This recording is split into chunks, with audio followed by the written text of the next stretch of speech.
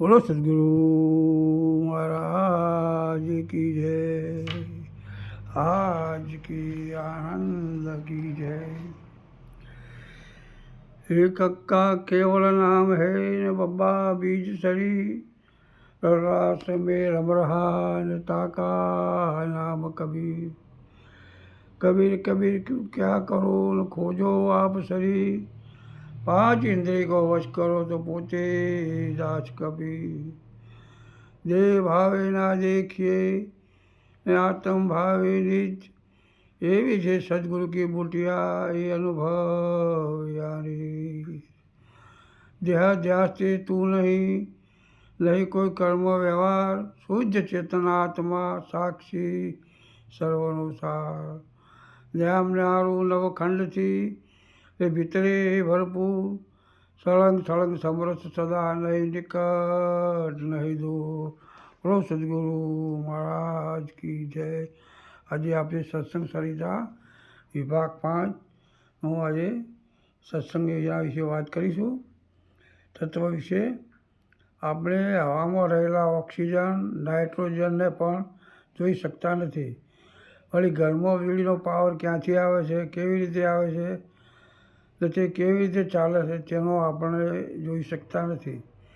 આપણે એમ માનીએ છીએ કે ઇલેક્ટ્રિસિટીનો સબસ્ટેશનમાંથી વીજળી આવે છે, પણ તેને જોઈ શકાતી નથી। તો આજનો માનવી પોતાના આત્માને ક્યાંથી જોઈ શકે?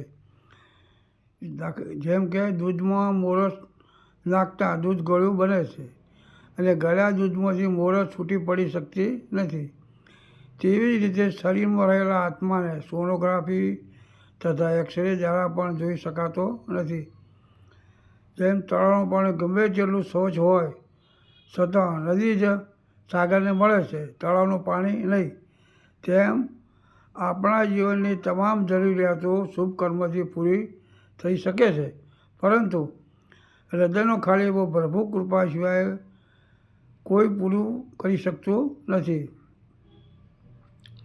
જેમ નદીઓમાં પૂર આવવાથી ઘણી નદીઓ સમુદ્રમાં આવી જ મળે છે, પણ આ પાણી આ જ નદીનું છે તે જણાતું નથી। તેમ સતમાં પણ જણાતું નથી।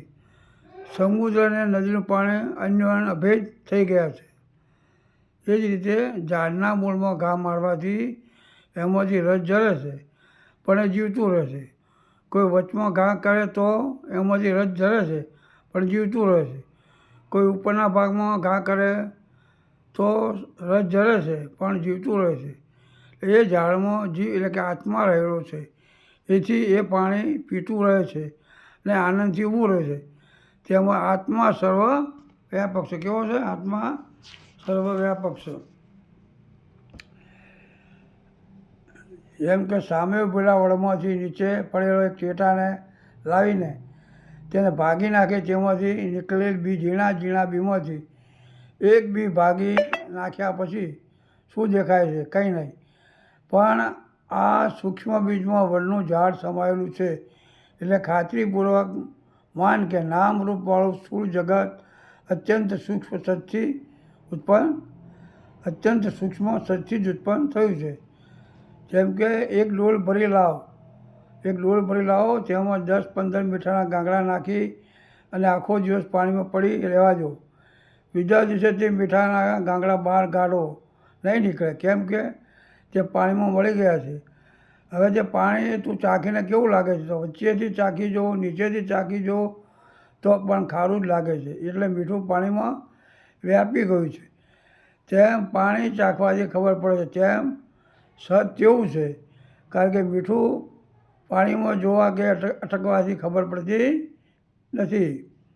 જેમ કે મરણ પથારી પડેલા માણસને જ્યારે ખબર કાઢવા કોઈ કુટુંબજનો આવે છે ત્યારે તેને પૂછે છે કે મને તમે ઓળખો છો?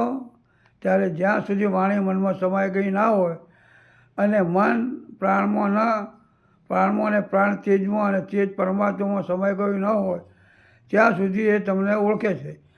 જ્યારે તેની વાણી મનમાં સમાઈ જાય છે અને મન પ્રાણમાં અને પ્રાણ તેજમાં અને તેજ પરમાત્મામાં વિલીન થઈ જાય છે ત્યારે તે ઓળખતો નથી।